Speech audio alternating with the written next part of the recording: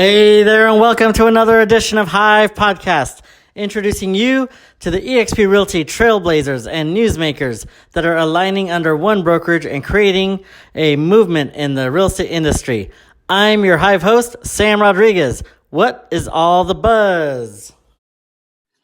All right, well, thanks again, everybody, for joining in the HiiVE Podcast. I'm Sam Rodriguez, and this week we've got a special guest. And Jeremy Larson, eXp agent from Northern California. So Jeremy, thanks for joining us today.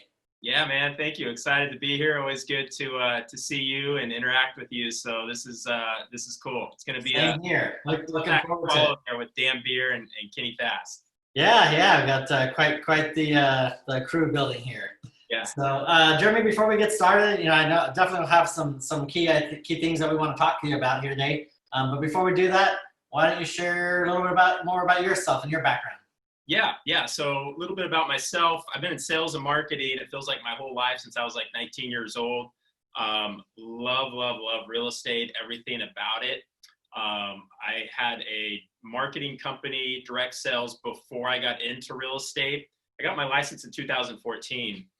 But I've always loved the marketing, the sales, the relationship building, and everything that kind of falls into that. And so when the industry that I was in, it was pretty much a small niche that my marketing company that was in. When that transitioned, I knew exactly what I wanted to do. I've been wanting to do it for years, which was get into real estate. Wow. And particularly from a team lead perspective in that type of environment, leadership role. And so that took place in 2014. And what I did was I went around and looked at all my options as far as working with different companies and how that would play out, and getting my broker's license after 2 years, and actually partnered up with a dear friend. And we started a boutique agency here locally. And that was very successful. And we had a great time with that. And then naturally, it just kind of made sense to kind of branch out on our own and look at other options. And that kind of led me to the next move of where I'm at now. So how long have you been in eXp now? eXp, let's see, it was February of 2019. Okay, so Yeah. Just over a year, not too long, but in just over a year. I think the thing that was really exciting, because I think you're, production wise, if I remember correctly, I think I saw around 8 million or so in volume. Yeah. Right? Yeah. Personal business was 8 million. Yeah. And then you built a team, and is that what propelled you? Because you shot up. I think I saw 8 million to about 40 million or so. Great. So 8 in 2018, joined eXp in February of 2019. 2019 was 30 million in personal business, just personal business. Personal, that's huge. So huge, big jump, a lot of growth. And then started building the team probably around July, August of 2019. First team sale wasn't until about the end of November. Wow. As far as anybody outside of myself. And that was really just myself. And one team member, got another team member new to the industry at the end of the year. And as we talk today, the team consists of myself and 6 agents. We have 3 others that are going to be coming on board here very soon on the team. As far as productivity, the first quarter of this year, we did 22 million. And oddly enough, Sam, May is going to be the biggest month for my team. We're closing in on, we got 9 million on the books scheduled to close here this month to close in May. So isn't that interesting? And again, a reminder for those watching or listening in, and you're in Northern California too, where like one of the epicenters, right, of coronavirus. Oh yeah. And I mean, I don't know if we want to talk about that, and we'll kind of bounce all over the place, I think. But I made a decision when this happened that I hate to say I was going to procrastinate, because I'm not a mind state of procrastinating, but I said I'm not going to change anything. I'm going to cut any fat financially that I may need to. Which for me, I've always kind of ran things kind of lean.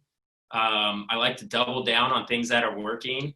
I don't like to play around with things. I like to really go deep with what's working and what makes the most sense. And so we didn't really change a whole lot. We stayed within the restrictions of that we have to work with. But, you know, I think most of us realtors, we've sold homes without the buyer seeing them, right? I have out-of-state clients and investors where, you know, they've bought homes where they have not been inside of them or seen them. So it's not new. It was more of saying, hey, team, let's share these stories with all our buyers and let them decide what they want to do. Buying real estate, it has always been personal, right? It's a personal reason why we're buying or selling. It's more personal than ever now. Let's share the story of what some people are doing so they know that's an option, and whatever decision they make is 100% the correct decision for them. And I love that. So, yeah, and so it's created a great here in our local market. We've always had a lack of inventory, so it's created a good environment for buyers not to have to compete. Once they understood the process that, you know, you can tie a home up right now without actually going inside of it, and then of course you will have the opportunity to go inside of it before you sign off. Yeah. So, you know, well, I mean, you're really educating them. I mean, I think that's the key, right? Is you know, unfortunately, amidst, you know, coronavirus, agents, brokers, unfortunately, I think a lot of them just froze up, right? They just didn't know what to do. But it's agents like yourself that are saying, okay, here's an opportunity, and let's go out. And again, that you know, the sky isn't falling. Properties are still coming on market. Properties are still selling quick. I mean, I even saw some of the ones in Northern California that were selling for much beyond list price as well. So yeah, I see some of the stories. I don't know if you're seeing them too, Jeremy, where you know, the real estate market is, you know, plummeting, and it's, you know, it's down all these percent. Well, in some markets, but we've also heard of, you know, that's why they don't report the national weather, right? It's the national weather today is 75 degrees. Well, I don't know if you've seen Minnesota, or I think some parts of New York, they're getting some snow right now. Yeah. And, you know, we really looked at it as we saw I hate to say the opportunity that is presented with something like this, because you never want to look at it that way, but it created an environment where consumers were more receptive, myself, yourself included, you know, like we're responding to calls and texts, and we really want that interaction. And so really saying, hey, let's double down. And I know this has been said before, and I'm going to repeat a lot of stuff today that other people have said, but just reaching out, how you doing? How you feeling? How are the kids? How's this? How's that? Do not mention real estate. If they mention it, great. You can talk about it. But right now is the time just to push all that aside, and let's just reach out. You know, let's just lead from our hearts, reach out, connect, and go from there. And so that was really the theme for our team during all this, was just reach out, be there. Let's stay in front. Let's not be salesy. We're not going to, you know, say we have this coming soon, or we did this, or we did that. So we really mellowed out on that. And we just really did a lot of reach out and connecting. And I think that's the best thing you can do right now. Well, clearly it was, because your numbers are continue to skyrocket. So I love seeing that, your personal production, the team's production. But you also talked about, you mentioned a word in there that always catches my attention. It was the word opportunity. And whether it's a market opportunity or a business opportunity, let's talk about that side of it, because, you know, why did you align even with eXp when you did? And then we'll take it further from there. But why eXp then? Yeah, I mean, my story's kind of funny, right? So independent, right? Independent. And there's this idea that when you're an independent broker, you have your independent owned company, you have everything. You're the top dog. You have everything. You can do what you want. And for me, a couple people who you know very well, I saw them go over to eXp. And one of them in particular, he's independent, #1 team in San Diego. And it's like, why on earth would this guy, who I know from similar circles we are in, and a friendship was obviously created. We're very, very tight now, of course. But why on earth would this person, who's got the #1 team in his market, he's independent, why would he go over here? And I couldn't understand why. And I figured something happened something bad happened and he had to go hang his license or something. It was just like, man, I wasn't crazy about the name eXp. Truth be told, most real estate brokers don't have great catchy names anyways, right? They're usually like someone's last name. Right. For whatever it was worth, I didn't like the logo.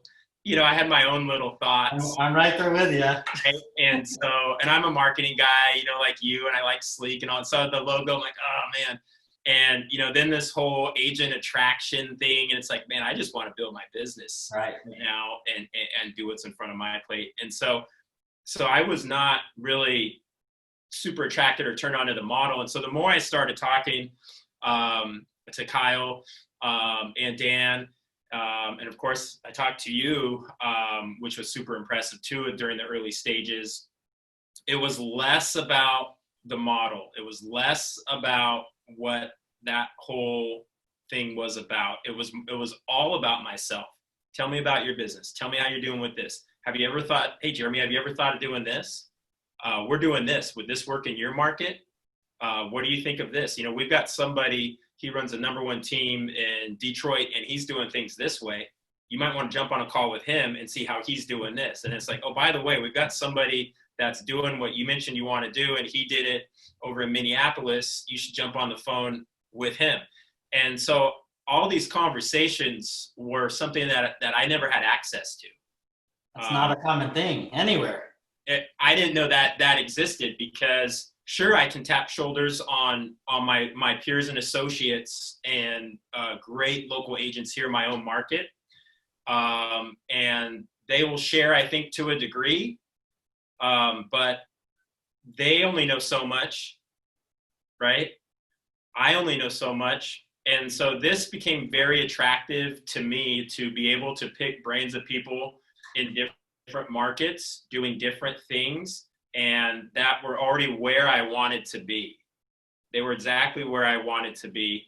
And so one thing was said was, the blind spots, you got to watch your blind spots. I'm like, well, what's that? It's like, there's what's coming around the corner for you. You don't know, but this is going to happen. It's like, no, that's never going to happen to me. I'm going to get through that without that. And sure enough, there it is. Boom, that happened. So putting yourself in that environment to see your blind spots in this day and age was extremely valuable to me. And we know the real estate industry in general, it moves slow, right? It's a very slow moving industry, but it's moving faster than it's ever moved, right?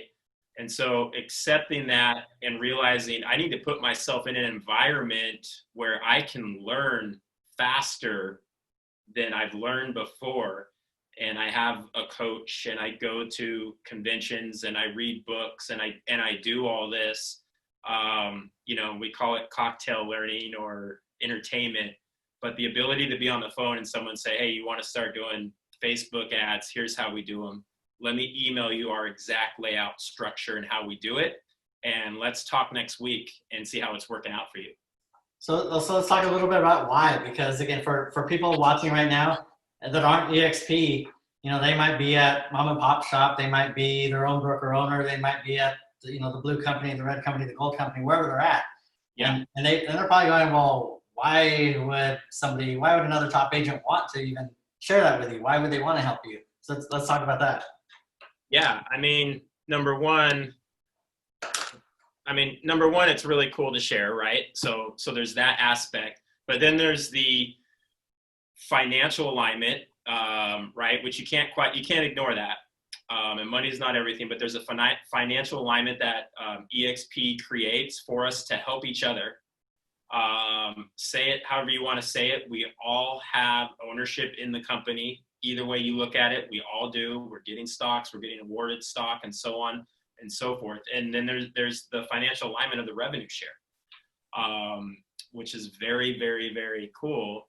And it almost makes it your job or your responsibility to share. Right. And that was with the particular group that I'm a part of and who I was talking to, that was extremely evident to me that, wow, every single thing these people are doing, they're sharing. And then they took it to a whole nother degree where they thought of people that were in their circle that I should interact with that could help me, not just them and what they were doing, but they were pulling in people from all over the country. And that just, I've never seen that. I'm not hearing anybody else doing that. I don't hear that anywhere else. And that is the common mindset, the common, I hate to say agenda, but that is very common and consistent with eXp. And I only know the group I'm in, but with us, that is it. And so much so that it's almost like a competition to share. It's like they want to share. They want to see you grow your business. And I'm the same way. The agents that I'm aligned with, we have a call here in about 3 hours. And if she comes on board, I'm going to let her know I failed if her business didn't grow in the next 12 months. And I will put that on me, right? That's on me. If your business didn't grow, if I didn't give you so much value and different avenues and paths to take to help your business, then we failed. And so it's fun, it's exciting, and I'm having a blast. Business is great, but myself, the team, we're having a blast. And we could do a whole nother podcast on the team, right? And how the model creates an incredible environment for the team.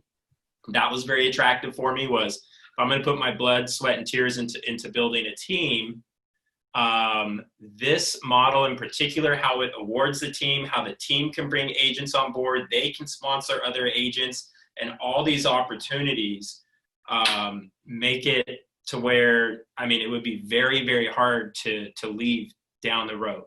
Yeah, you make a key point there, because you're right. Other brokerages a lot of them don't support a team, right? It's in fact, it actually hurts a lot of other offices. Whereas with eXp, it's financially, economically viable for not only a team leader now, but you're right. It's now setting up their team members for the same type of success, right? Yeah. Exactly. In fact, you mentioned earlier too about opportunity, and in fact, the company also says, or sharing the opportunity. Yeah. One company's had a saying that's financially irresponsible not to share the eXp opportunity, right? And it's not because we're trying to recruit agents, right? You're not out there trying to sell somebody anything. You simply feel like what's helped you in your personal production and build your team, to be able to be the solution for others who might have the same type of need. And we don't know that, right? Unless you actually, like you said earlier, it's about building the relationship. Love how you weren't getting all salesy on your buyers and sellers. It's the same thing when talking to other potential eXp agents. And by the way, what you've actually brought in some huge players already. By way of, you weren't recruiting, right? You weren't being slimy and trying to call people in your MLS. No. Recruiting them. It was literally, hey, you need to check this out, and let me tell you why I did this, and tell me what you think of that. That's it. That's it. Not really difficult, is it? That's it. Because that's how the conversation went with me. And then it would lead to, by the way, tell me about your business. Let me see how or where I can help you. Right. And that's just how it's always been with me since I've been here. And I love that. It's not, we're not getting salesy. We're not trying to recruit, so to speak, but we are sharing what we're doing, how we're doing it. And you either see it and feel it's a good fit for you, or it's not the right timing, or what have you. It's only natural, isn't it? If whatever, I always go to coffee, because that's always have a cup of coffee in my hand. But again, Starbucks doesn't send you gift cards. You tell me if they do to you. They don't give it to me. When I talk about how I like my Starbucks coffee or my Dunkin' Donuts pods or anything, I'm singing their praises. But they don't give me anything, right? But when we're here and people who love their companies, people who love what they do, why not have an opportunity to be rewarded for just simply singing the praises and making an introduction? Yeah, that's it. And I want to go back to what I said about the team is I want people and team members on my team, I want them to outgrow the team. And so once I understood that model and how that worked with eXp, where I can take a team member, they're going to learn every single thing I'm doing and how I'm doing it, right? And they can get to the point where they say, okay, Jeremy, I'm ready to go build my team and do it my way and do this. And that still keeps us aligned. I want to see them grow and build a bigger team than my team. Right. Because we have that model in place, that revenue share model and how that works. And I truly believe that market share in our industry, market share is not given to anybody. It's never handed to you. It's always taken. Like it or not, it's taken. And so if somebody's going to take over more market share, and there's plenty to go around in every single market, why not? Why not have it be somebody that's grown through me, through my team, and I'm still a part of that? And I'm looking forward. I can't wait for that day when someone, right? And this sounds crazy to say, right? I can't wait for someone to say, we need to talk. And they're going to say, I'm ready to go. You know, I want to branch out and do this on my own. And I can't wait for that. I love that. That was a huge deal for me. Once I understood that, I couldn't sleep at night. I was so excited that I would have the opportunity through eXp to just build my team, be 100% transparent, share everything. There's no question about what we're doing, how we're doing it. Nothing's closed door. And they're going to be able to go off and do that on their own. But again, that's highly unusual because, you know, for decades we've always heard, I've heard top agents say, well, I'm afraid to train my person, you know, because what if I teach them everything they need to know, and what if they go out on their own, right? And that was always a fear. The other side of that was always, what if you don't train them and they stay, right? I mean, it's a lose-lose. With this model, you're right. You are now financially vested in their interest if they're on your team and they decide to spread their wings. And I mean, you would want them to actually surpass you in their business, right? Oh, totally. Yeah. That's a scary place to be in when I hear you say it. I mean, holding back, your name is on the front door of your team, right? And so for me, if I'm going to have a team, they have to be held to the same standard and expectation that my clients expect, right? And so when team leaders hold back because they want to compress the growth of their team members, that's very concerning and scary. It's poisonous, right? I mean, not good for any business to ever hold back. It's not good for the consumer. Yeah, that's true. Everything we do, we need to look at and say, is this right for the consumer that we're serving? That's awesome to hear. Jeremy, what, kind of looking at, the future here, what's, or even as you look at, the past few months too, what is it about eXp? Actually, we're going to go backwards instead of the future first. Looking back now on the time with eXp, what's been surprising to you? Like what's been a pleasant surprise that maybe you didn't even think about, maybe it wasn't even something that was on your radar or you even cared about when exploring eXp? Yeah. It's really the family, and the people that I'm around. It's fun to see, what is it, third largest brokerage right now? We're the number one independent now. Number one independent. Yep. And we can go on and on. It's so fun to see all this amazing growth that's taking place at this company, but yet you have amazing people, right? Yourself, Jason. I had Jason on my cell phone on a call to introduce him to somebody and so on and so forth. And so everybody is making themselves available. Everybody is supportive. That starts at the top with Glenn. And it's a really cool thing to be a part of. I'm not aware of any other environment that is so supportive. There's really no agendas. There's no politics, and some of this stuff you hear that's going on, in other companies in this industry and outside of this industry, we don't have. And you got to give Glenn credit for that. He's been quoted as saying he never wants to have friction or any argument with any of the agents. Right. He never wants to get an email of an agent that's pissed off or mad at the company. And so that is just, it's really cool. It's really cool, and it's fun to be a part of. So I'm blown away that I'm having so much fun because we're super busy. But I'm having a blast. And, the names you've mentioned on this call, the people that I'm rolling with and able to call friends and call up on a cell phone any day of the week and ask them a question, we're all having fun, man. We've all got big smiles on our faces, and we're having fun. That's awesome. What's interesting to hear is like every single one of these sessions, I kid you not, I have to go back and listen to them. But I think the words collaboration and fun are used on every single one of them. And those are my two favorite, what we have at eXp core values. So funny how we always end up on those two. Yeah. Jeremy, before we wrap up, any parting words, maybe kind of to those who are maybe taking a look at eXp now for the first time, or maybe they've taken a look in the past. Kind of what do you tell somebody who's exploring? Maybe they're not even exploring. What kind of advice would you give somebody out there? Yeah, I think right now, especially with what's going on this year in 2020, it would be naive for someone not to go explore opportunities. It would be naive not to look at this company, why it's growing so fast, and what it's doing different at the very least. Get an understanding of the model, but then have a conversation with somebody. Don't just watch a YouTube video.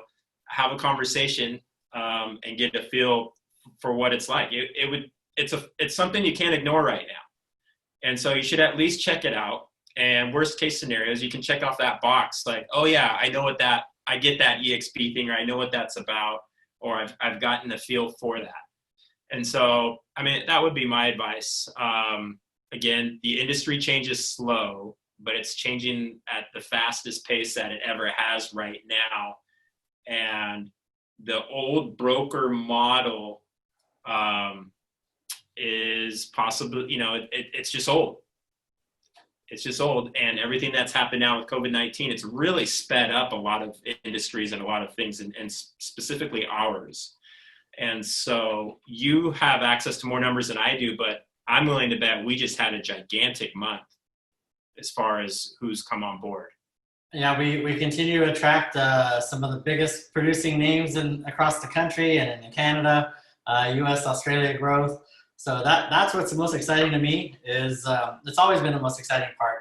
I used to make a statement, it's funny, I used to say companies, or I'd say any company can grow, but that's not even true anymore. I think we got our shareholders summit, we'll be releasing some data there too, and some companies can't grow. The part that's exciting is we are growing, we're growing at an exponential rate. We're just growing with again, rockstar agents, people like yourself, and you mentioned some of the others out in San Diego. Really every market across, soon to be across the globe. So exciting stuff, Jeremy. Looking forward to seeing some more of your future successes, and I appreciate you taking the time and joining us here today. Awesome. Thank you. Appreciate you. We'll be talking soon. My pleasure. Thanks, Jeremy. Have a great one. Thanks, everybody. And that is a wrap on another episode of HiiVE Podcast. Thanks for tuning in, and give this episode a thumbs up if you like what you heard, and remember to subscribe for future episodes. You can also catch some highlights and other eXp news and industry buzz on our Facebook, Twitter, and Instagram accounts.